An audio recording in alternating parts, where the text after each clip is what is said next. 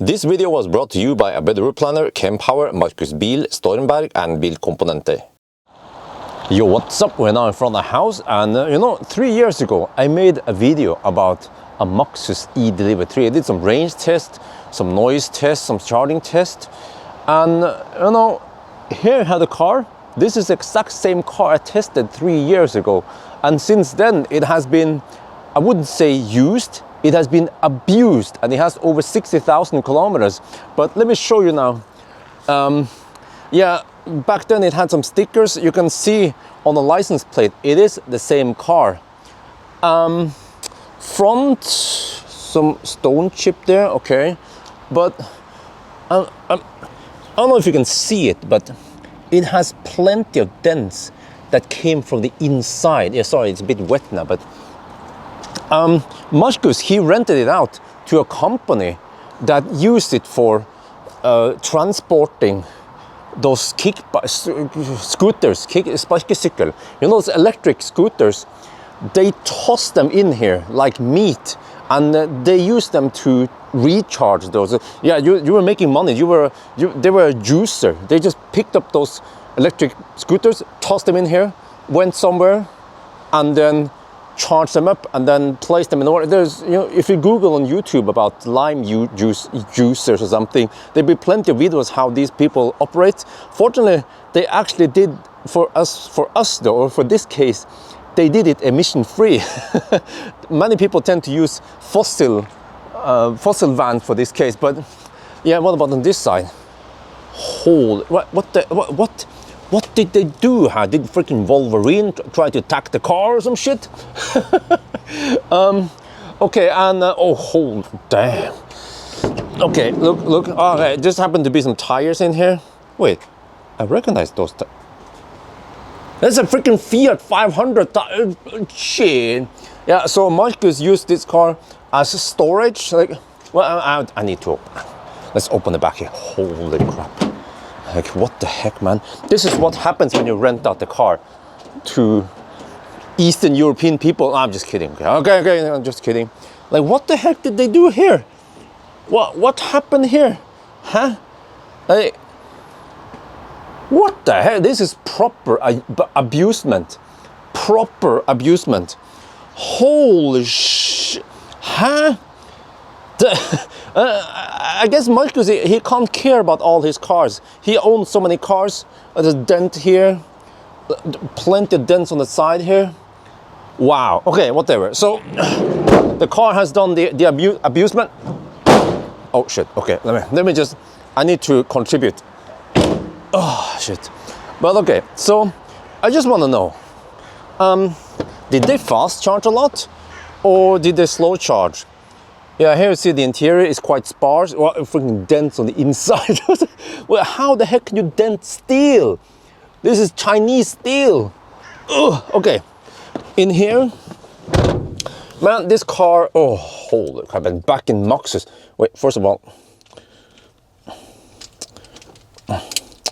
come on, it's not working properly. There. In order to start the car, you have to do this, and you have to twist the ignition. Yeah, and then the car makes some weird noises. I don't know what's up with that, but you see it has done 62,000 kilometers. I'm gonna do a degradation test and just a general test of how this car, but yeah, this is so sparse interior. And by the way, we are neutral. We have a freaking handbrake here, not a proper handbrake. Oh, the sound of handbrake in the morning. No, but fun fact, when you are charging, you have to put the car in neutral and then put on the handbrake. And I think if you release the handbrake, just like the other Maxus, you can actually free roll while plugged into the freaking charger. How the heck is this even legal? But okay, so here you see, I'm gonna buckle up a little bit. Yeah, we have some stuff here. Okay. So if we go ahead to dry motor tacho, wait, can you see that shit? Okay. So battery voltage 404, okay, current 0, speed, consume, average consume. Okay, so if I reset this one, how do I reset it? I thought you're supposed to hold, but Wait, there is another one here. Is this for resetting? How the heck do you reset this shit? How is it supposed to know how? Man, these freaking Chinese cars. How do you reset it? Okay, but at least we have 100% Tesla charge. I suspect that this might be a rolling. Wait, where is it? This one might be a rolling average, given this is a Chinese car. I've tested so many Chinese cars, and they tend to work this. Like, you know, Chinese people, they copy from others. But did it ever occur to you that Chinese people also copy other Chinese people? So yeah, I think I will do the method of driving it down low-ish, maybe not run out of juice, and then charge it up. I'll just charge it up on AC, and then we measure how many kilowatt hour we have received from the plug or something like that. Okay, let's okay, let me show you something here. Oh, shit, man. So actually now it doesn't matter really how. Okay, but the heater is either. Wait, what's wrong with the car? Come on, start the car. Come on. Stop digging around now. Oh yeah, I forgot. Fan speed. Off, 1, 2, 3, 4. That's the HVAC, and then we have heater on, then becomes freaking hot. Heater off, it becomes freaking cold. Freaking Chinese cars, let's go. Okay, we just passed Ioniq Dollar, and holy macaroni, man. This car is so loud. I hear wind noise, as road noise. This is one of the loudest cars I ever tested. Maybe it was the loudest. I don't remember, man. Hey, vehicle over speed. Doop. There's a beep here. Well, you can almost not hear the beep. But there's a, wait, if I go past 120 on the speedo, which is actually just 115 or something. Vehicle over speed. Vehicle over speed. Red alert. Red alert. Car will go kaboom. This car is insane, man. How the heck could the Chinese people build something like this? It is so loud here. Ah! Okay. But at least it has cruise control. Oh yeah. Okay, I'll just use cruise control. Wait, what is it? Cruise control. Wait, what the heck? Reload cruise control. Okay, wait. Okay, cruise speed. Just set it to 90 on the speedo. I'm not sure what the heck it is. GPS speed. And then we cruise. We're at 73% now. And then, okay, if you want to change display, you have to press on this. You have to lean forward and then press this button. Wait, there, while you're driving. Of course, there's no auto steer here. Wait, press it again, okay. Press it again, motor taco, okay, press it again, battery voltage, and then, wait, I want to see the consumption. Oh, that's speed. Ins consume. There, consumption. Yeah, 240 watt-hour per kilometer right now. I noticed something here.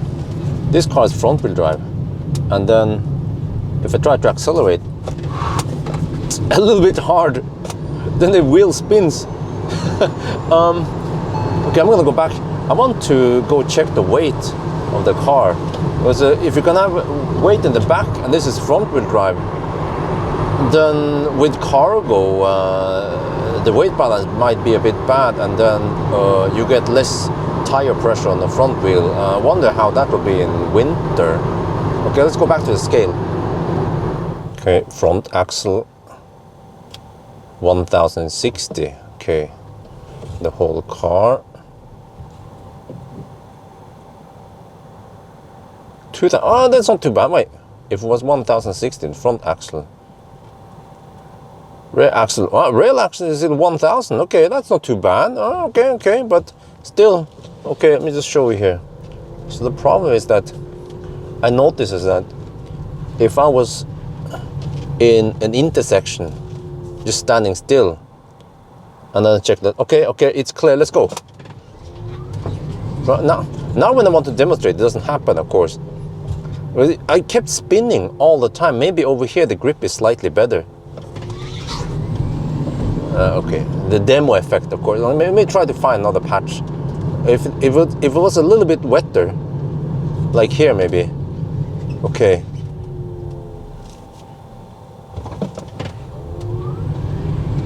Okay, now it's not happening, of course. Okay, let's go back to work, back to the highway. And then, because this is a Chinese car, then everything you do has its ping pong. So there was a, when I recall the cruise control. Oh, I just noticed we have headwind now on the way south. When I go schnell, it becomes extremely noisy in here. We had tailwind earlier. What? Wait, let me try VMAX now. Oh shit! Vehicle over speed! This is so loud! Oh shit! Okay, slow down. Langsam. Oh wait, I feel there's an imbalance in one of the wheels. Maybe the front wheel. Yeah, some imba here. Man, this car has been seriously abused. We just passed Cleavage and now we're on the highway towards Kongsvinger. And yeah, we have 55 kilometers of range left. Let me see, 54. We switch here. How much is that in percent? No, shit. There, 26% left. So I think I will measure two things here. I will measure the consumption and whatever distance and try to measure kilowatt hour based on that, but also do the charging test afterwards. So that means that we will drive a little bit back and forth here now, because I'm close to the charger. Well, do I have a map here? No. Do I have navigation? No. But I'll just drive it low-ish, and then we try to calculate how many kilowatt hour I have. 3 years ago we had 50.9 kilowatt hour. Let's see now how much we have left. We are now down to 9%, and suddenly I noticed that the cruise control got disengaged. So it seems like below 10% you cannot use cruise control. Yeah, I tried to enable it now. It doesn't work. That's a bit strange. I mean, why? Okay, but maybe I'll drive a little bit more and then I'll bail out. Yeah, 8% now. We are done, DON, at Cleavage Supercharger. And look here. Well, let me see. Can you see that shit? There. The average consume was 222 watt-hour per kilometer, multiplied by the trip. And then we have 4% left. So that equals to 57.7 kilowatt-hour. No, sorry, 47.7 kilowatt hour. We had 50.9 kilowatt hour, which means whooping 6.3% degradation after 62.5 kilo. What? That is freaking high, man. Huh? So this is the first part of the test. Second test is to charge and see how many kilowatt hour we get based on that one. Because the problem is that Maxus is a little bit weird when it comes to showing consumption. At least it was for the MIFA 9. So the MIFA 9, the problem was that there was a trip meter. Let me just scroll through this. Holy crap. Okay, this one in the MIFA 9, I'm 99.9% sure that it's, I mean, it appears to be linked to the distance, trip here, whatever, but I have pretty strong indications that it's a rolling average. After I did 1,000 kilometer challenge, the consumption fluctuated way too much. So ideally, we need to also drive this car a lot. I'm not sure if I'm keen on doing it. And then, but I will try to see also, we should see if the cap here is at 900, is at 299 watt hour per kilometer also. But we'll do the charging test, see if that makes any sense. And then if it doesn't make sense at all, when we could try to see if there's this Chinese bug or not. Yeah, but okay, now I'll test supercharger. I'll find a slot I can plug it in without blocking something. What? Look at this. There is a Porsche over there. Huh? What? Why is the Porsche charging here? There's a Hongqi there. There's a fat e-tron there. Okay, let's plug it in. Man, look at this. Okay. A Tesla is supposed, you see there's a Tesla? A Tesla is supposed to be parked like this with the charge port on the left side. And then this thing here has a charge port on the front, which is a bad idea. Not only that, but the charge port is slightly off center.